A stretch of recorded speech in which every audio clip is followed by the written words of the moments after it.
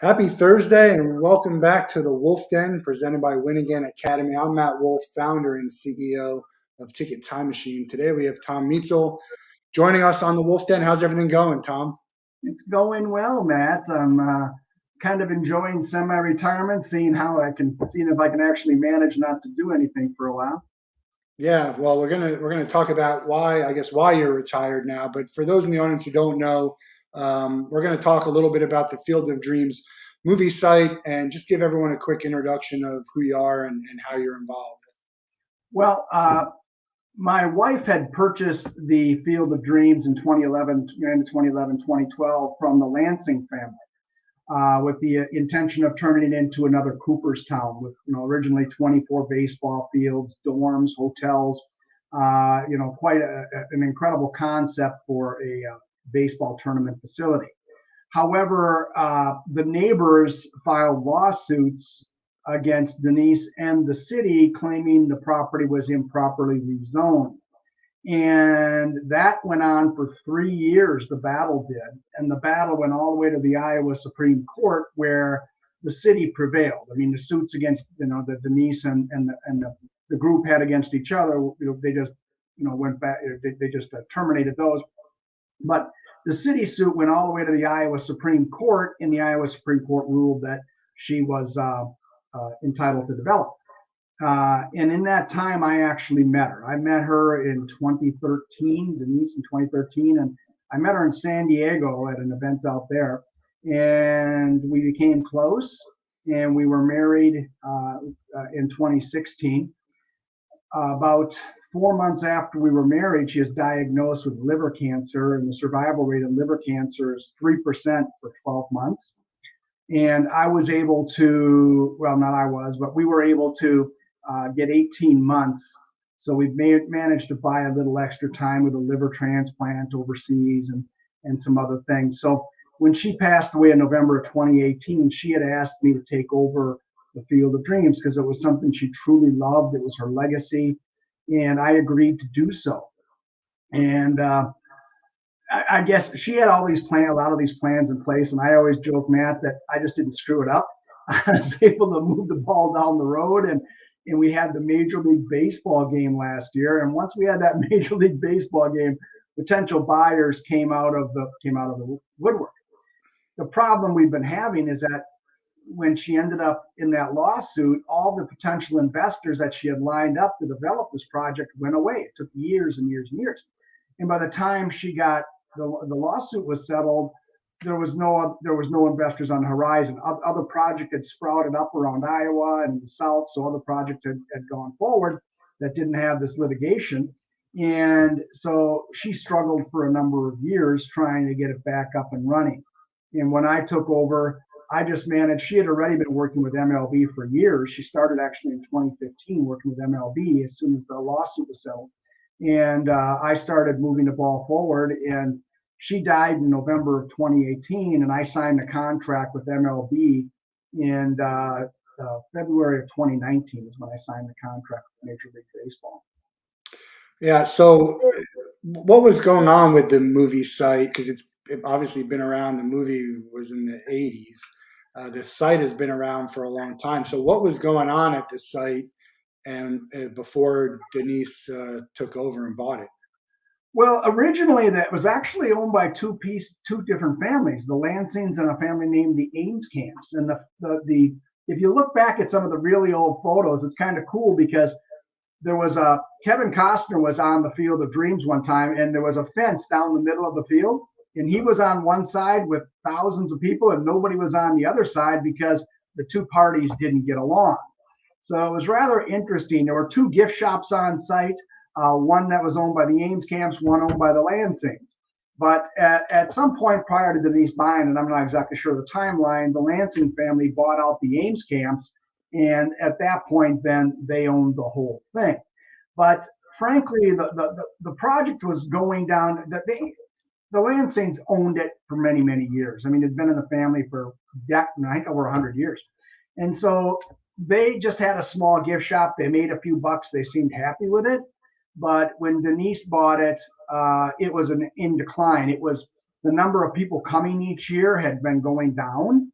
And Denise was a great marketer, and she was able to actually bring it back and start cranking the numbers back up. Last year, we're estimating we had probably, well, obviously the baseball game helped, and about 200,000 people at the Field of Dreams. In fact, we're the largest tourist attraction in Iowa, and I think probably in a number of states in that area, we're the largest tourist attraction. And but I managed to just move forward with the ball on some of the things she'd already implemented. And once we had the Major League Baseball game, I think people saw the potential. In fact, the new buyers, to my understanding, are getting ready to start developing. The city is putting in water and sewer, which was always a holdback for us. We were using porta potties for all these years, and talk about not being a class. That's not a very classy thing when you've got a wedding or you got events out at the field and everybody's using the porta potty. It's just not the way it goes. So right now, the city of Dyersville's stepped up and is putting in water and sewer. I think it's over $8 million. So that'll allow the project to develop. And my understanding is, and I can't speak for them, you'd have to talk to them, that they've already got plans in progress to really start ramping this up and moving forward. The Field of Dreams doesn't get touched, but the company owns a lot of land right around it. So you're able to do a lot of these different things and keep it out of sight of the actual Field of Dreams. So it's gonna be wonderful. It's gonna be a place where people can come for the day with their families. We'll have tournaments there on site. We're gonna eventually they'll have a hotel. They've got everything from restaurants to gift shops to home tours. People actually stay in the home. You can actually rent the house and stay overnight. I built when I was in charge. I built an event center, so we do weddings and meetings. So there's a lot of incredible things happening, but we don't want to change the essence of what it was or what it is. We just want to make sure that it's a viable business, because when Denise was struggling with it, that company had not made money after Denise bought it. We didn't make any money for 7 years. We were losing money. And at some point, you can't lose money and expect to stay in business long term. That's just not the way it works. Some people don't want to see us develop. You probably heard we've gotten some blowback and stuff like that. I'm going, well, then you buy it and you not make any money, and feel free. But you know how it is. The people who don't want you to do something are never the ones who are willing to put up their blood, sweat, tears, and cash in order to make something happen. It's just great things don't happen by critics. It's only people who are willing to step up, and Denise was one of those. Yeah, I mean, I was at the Field of Dreams game. It was my first time to the site. Field of Dreams is my second or third favorite movie of all time. It was. Oh, that hurts. Second or third. Yeah, A Few Good Men is my favorite movie, and that I put Field of Dreams and Hoosiers. Oh. Yeah, but it was really a magical event. I wrote an article about it. I thought it was a little bit more made for TV than for the actual people who were going there. But I understand the struggles of the Field of Dreams site, because to the average person, it's in the middle of nowhere. It's not that easy to get to. And while it's a magical experience while you're there, it's not. There's not a whole lot to do, which is why I understand they're going to want to do, add and build. Like you go see the field, see the house, go to the gift shop, throw the ball around. It's an unbelievable experience. I encourage everyone to go if they can. But I think I understand the struggles of getting people there, because I'm not sure I ever would have made that trip without something like the game to get me there. No, and that's always been our struggle. And we were making ends meet on the gift shop, and Denise added tours of the home, which are really quite good. Did you do a tour? I didn't get to do a tour. No, we stayed outside of then she added the home rentals where people could stay overnight. Trying to beef up cash flow and things like that. So this year was the first year. 2020 was a great year. We're actually going to make money this year. Now I'm obviously not involved anymore. I was bought out.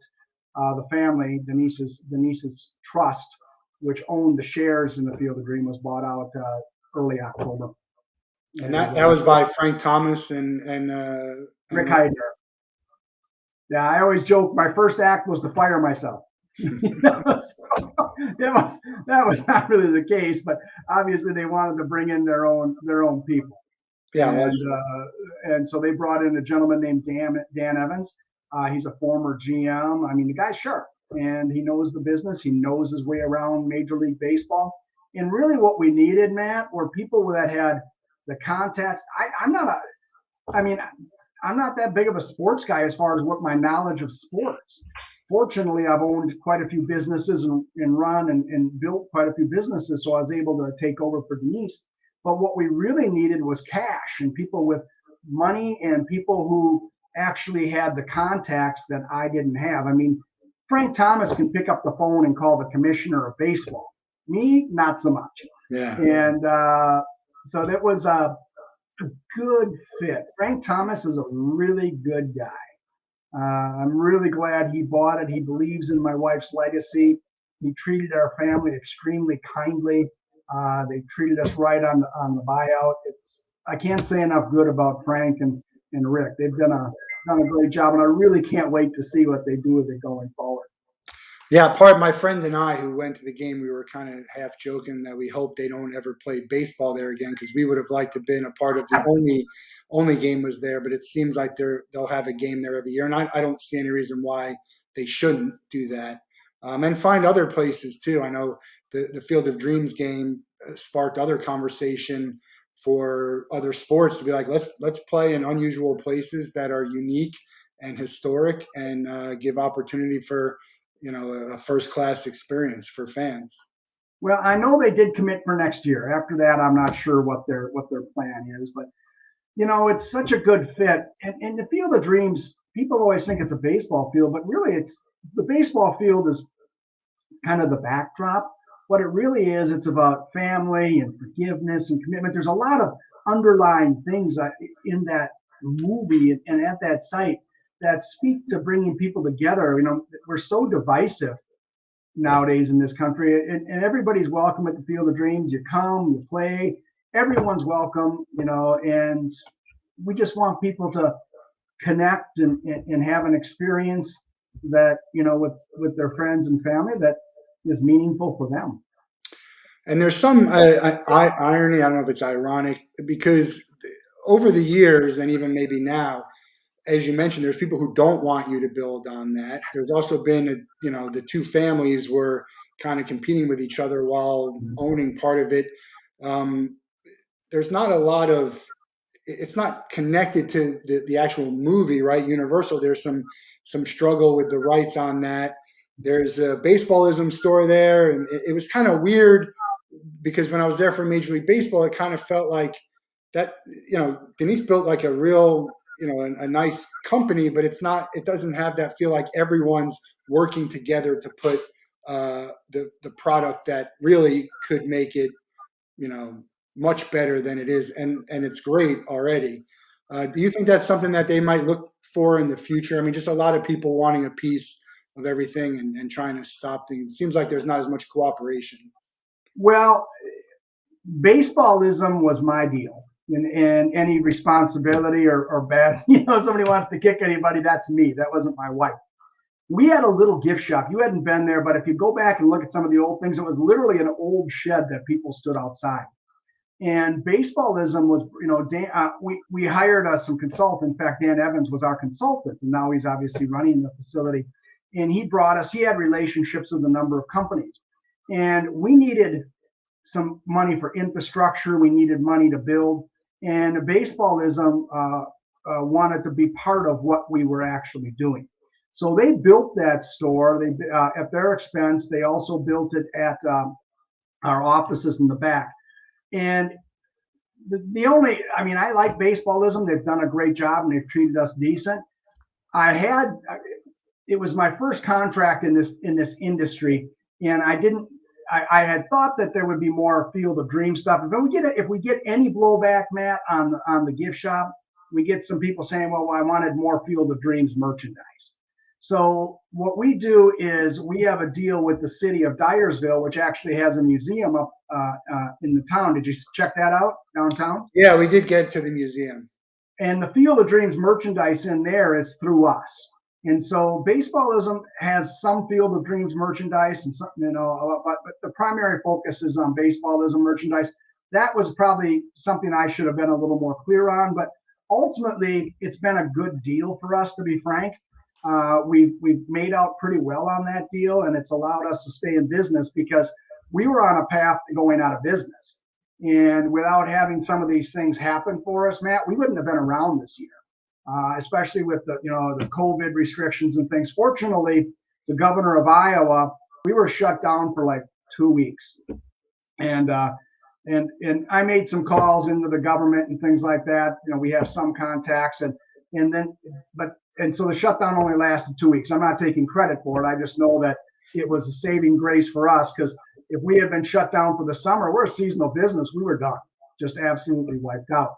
And I wasn't going to go down without a fight on that type of thing. So the governor really stepped up and treated us right. In fact, last year, I remember they had, mask mandates and stuff like that. And everybody is up, but out at the field, it's all open air and things like that. So the governor pulls in, gets out of her car, looks around, gets back in her car, and drives off.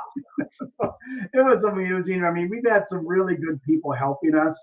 I just talked to the people today who farm the land, the Ray family. I mean, all that corn has to be. I mean, you saw how that corn was planted and all done. That's the farmers out there, Andy and Adam Ray, their families. These guys can make a corn planter like use a corn planter like an artist. Yeah. And so they actually had to hand plant for Major League Baseball. Thousands of corn stalks had to be hand planted. So they grew them, then they had to transplant them. Can you imagine? I'm sure they charged Major League Baseball for it, but these guys do an incredible job. And so there's a lot of wonderful things that have happened to us that we worked out a deal with Baseball Factory to assist with tournaments, because one of the problems we were having too is that, and the problem Denise always ran into, is that borrowing the money, they say, well, what's your experience in running these tournaments? Well, we had run tournaments for years, just smaller based ones. So nobody wanted to take the chance. But when we had a company like Baseball Factory on board, then at that point, we had more credibility. But you are right. There is a little bit of discontinuity, Matt, which I had on the agenda to start bringing, trying to bring it, gel it a little better.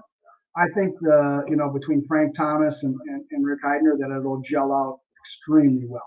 But yeah, there was some of that, but some of that, frankly, Matt, was just to survive. If you can't survive, you're certainly not going to be able to grow.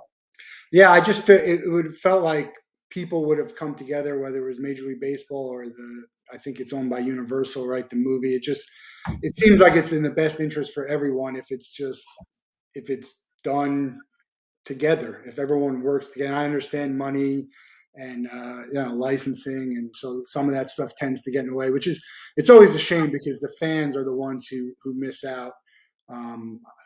But hopefully that'll change in the near future. My friend, his sons play Little League, and there's a complex called Cactus Yards out in Phoenix, which have replica stadiums, and it's a really beautiful complex where people go and play. I kind of imagine that could be what the Field of Dreams area has, with people coming, and there's a restaurant there, and you could watch all the games there, tournaments all the time. I think it's to have something like that is going to be good. So I'm really looking forward to see what they do with that. What was Denise's interest in Field of Dreams? And well, her son, my stepson John, was a pitcher for a travel team, and she went out to Cooperstown. She worked for a little company of Mary in Chicago in the hospital, and she had just worked on their big remodel and addition. So she was on C-suite track type of thing. So she was an executive for them. And she went out to Cooperstown and she looked around and she goes, oh my God, this is a cash machine. And so she was looking for something that fit her love of baseball and her love of she wanted to own her own company. She looked at, can I get a franchise, in Chicago area where she was originally from, Oak Lawn. She looked at getting a franchise up at the O'Hare Airport. So she was looking for a business opportunity when she heard this was for sale. And so she met with the Lanceys. I think she met with them like 8 times. She always joked, every time I went out, I took a pie. There used to be a place in town that had great pie, but they're now out of business. But so she negotiated a sale, and that's how she did it. She brought in investors, and a lot of local people were investors. And I think a lot of them, well, let's be honest, most of them had written this off as, a bad investment and said, we're never going to see our, well, I'm just being honest with you, right? We're Yeah. never going to see our money. And now a lot of them are, the new group offered anybody that wanted, to get out, they offered to buy them out. So, they could get out with their money. But a lot of people are going, we ain't getting out now. And now this is really getting interesting. It's getting exciting. And so it's going to be a lot of fun to see the people who believed in her and believed in what we were doing out there start to make some money down the road as this project develops. A lot of those people have become friends of mine, and they're quality individuals. Some of them have stepped up, and we wouldn't have survived were it not for 2 or 3 of them who really went out of their way to help Denise. What is life like for you now? You say you're semi-retired. How's that been? Well, I always joke I've got the attention span of a gnat. And so right now I'm only 60, right? So I'm not old. Right. Well, at least I don't think I'm old. Only as old as you feel. Only as old as you feel, and I don't feel very old. So I'm living on a boat in Florida right now, Fort Myers Beach, and that's till January. I have an office, so I'm in there right now. But then come January, I'm going down to Panama. I'm going back to school, going to Spanish school to learn Spanish. I've always wanted to learn a foreign language. I said, well, now I've got the time. I don't have any excuses. So I'm going to be in Panama, Colombia, Paraguay, Dominican Republic. So I'm going to spend the next 4 or 5 months down south, hoping to learn enough Spanish to actually get by. Be back in the spring, and then we'll see. I mean, I used to speak professionally, and maybe I go back to that. But when you speak professionally, this was at events and things like that. Well, as you know, those have died. Yeah. So there's no events going on. So until we can actually get to the point where those are going on, it doesn't even pay to worry about it. But once that happens, I'll probably go back to that part-time. I mean, you have to contribute something, right?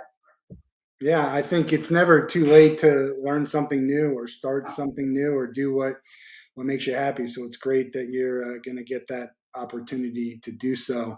How about your sports movies? Obviously, Field of Dreams is up there. What other sports movies are you fond of? Uh, Really? I always forget it. It's another one that I can't think of any off the top of my head. I don't watch much TV or movies or anything like that. When Denise met me, I knew nothing about baseball. I grew up in a way, I've always been self-employed. I've just never taken the time to learn much about sports. So any sports I learned was frankly from Denise. Which is kind of strange coming from originally from Wisconsin. In Wisconsin, if you're not a Packer and a Badger fan, Yeah. they have a way of dealing with you up here. So, Yeah. Had you seen the movie before you met her? many, many years ago, one of the first things she made me do was sit down. I mean, before she'd even go out with me, Matt, she had 2 kids, obviously. She wanted to make sure I was a decent guy. So she had a background check done on me. She pulled a credit bureau on me. She sent me 42 questions to which she wanted written answers. Oh. And then we had a 3-hour phone conversation, which I called an interview. And that was before the first date. So it was kind of funny. At her service, I read some of the questions, that she had asked me, and people were just busting a gut.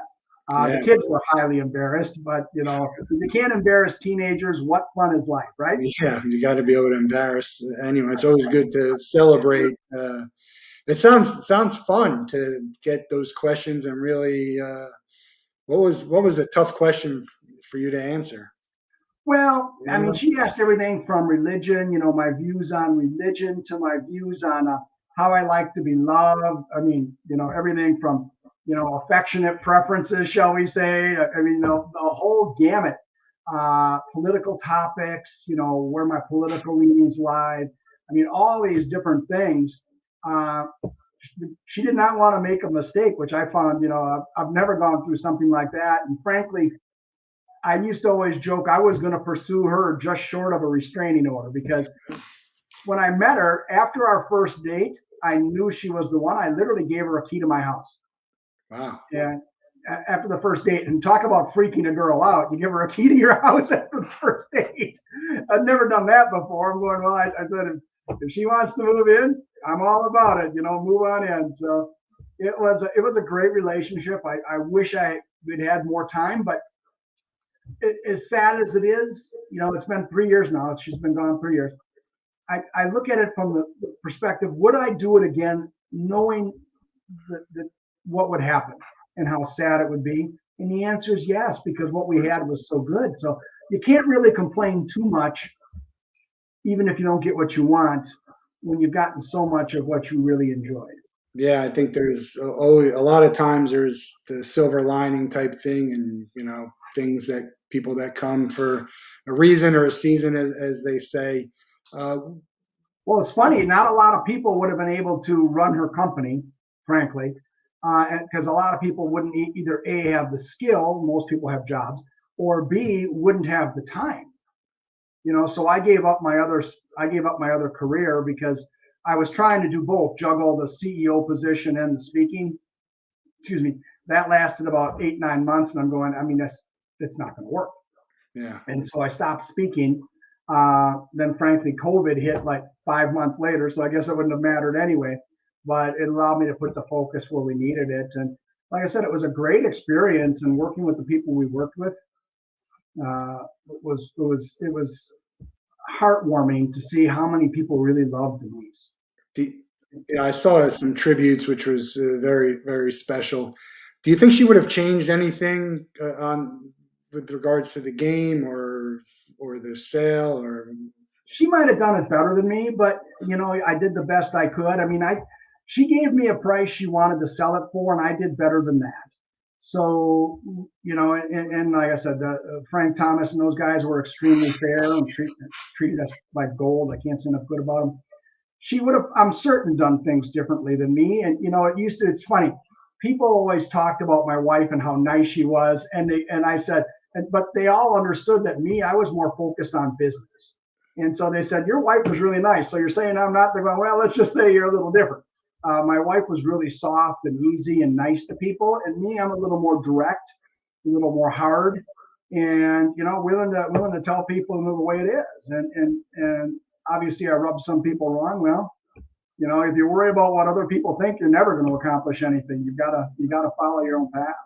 Yeah, Yeah, absolutely. What she would have done differently, I don't know, but I'm sure she would have done it better than I did. well, I had a great time at the game. I think there's some possibilities for some really good things happening in that area and with the company. So definitely looking forward to seeing how Me everything too. goes out.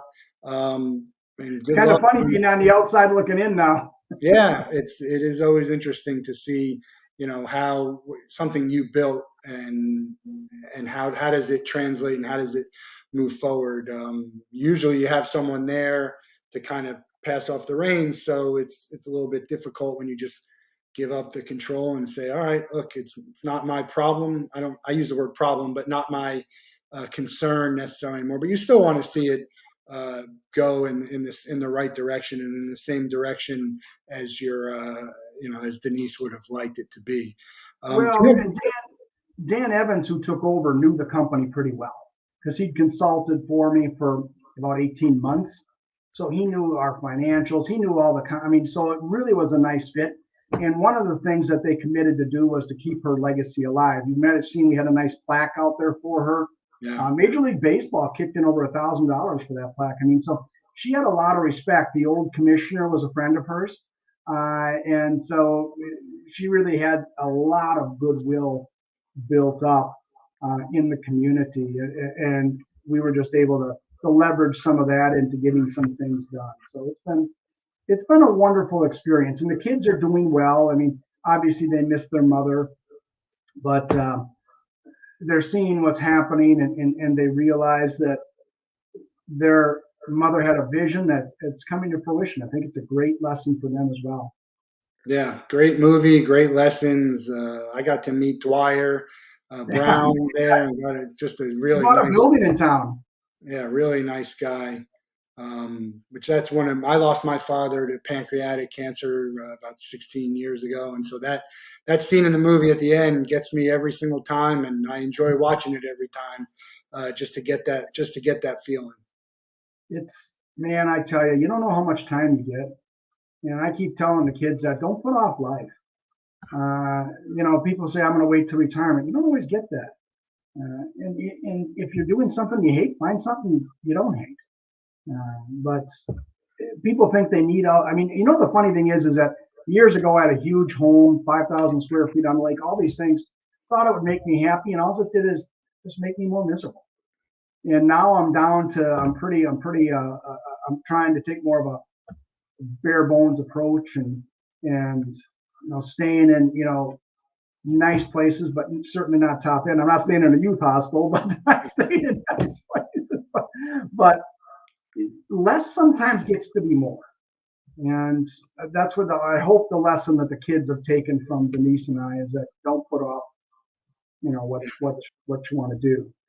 Do what makes you happy, and I agree. But I have conversations. I had it myself. If you're unhappy in whatever it is, do whatever you can to get out of that, and maybe not get you. It's not everyone can get into what they love right away, but do something that you don't hate. Or if you're doing something you hate, save all your money and use that to start a business and something you love. Yeah. Well, that's what I did. So hopefully we'll get where we need to go here with Ticket Time Machine. Well, I really appreciate your time today. It was a great experience for me, a great movie, and I think it's a great story. The movie and also the site and the fact that they're doing a game and what comes next. We'll let you out of here with the same question we get everyone out of the Wolff Den with. You can meet and hang out with one person in the world. It could be anyone, as long as they're living and you're not related to them. Who would you choose and what would you do? I'd probably want to meet a guy like Thomas Sowell. I don't know if you know who he is. He's a great thinker and philosopher. And the guy has some interesting perspectives. So I've been watching and listening to a lot of his stuff, and he's somebody I truly like to meet. I mean, I've met a lot of high-end people, and the funny thing is they all put their pants on, the same way, or their skirt, whichever way they go. And so I like to meet people that can help me develop a better perspective around what I'm doing in life and things like that. So Thomas Sowell, Sowell is his name. Sharp man, and so that he'd be one of my first ones on my list. Oh, I'll look him up. We're going to put him on the list. We've done outreach for some of our guests, and hopefully we can make it happen sometime. Thomas Sowell, we'll take a look at him. Thomas Sowell, he's extreme. I don't know. I mean, he's pretty high end. So, but you're growing this business. You're growing this business. Pretty soon they're going to be beating down your door, right? Yeah, I know. We'll see. We've had Barack Obama. It was probably the most named person. Oh, wow. You had Barack Obama on? No. We had people say they want to meet Barack Obama. That's the person they choose. Oh. Well, I've met a president and I've had lunch at the White House. I mean, I've done a lot of these things that, a lot of people would like to do. But, I mean, maybe the Dalai Lama. But, on the other hand, he probably wouldn't have he'd probably be a little too low key for me. Yeah, who knows? I say if you have enough money or influence, you could make any of this stuff happen. So we're working on it. We'll see what happens. Good luck with the semi-retirement, the Spanish in Panama, and we'll see how much I come back speaking, right? Yeah, and we'll talk to you guys soon. Come back next week. We got a few more episodes, and that's it. Have a great night, and we'll see you soon. Thanks. Talk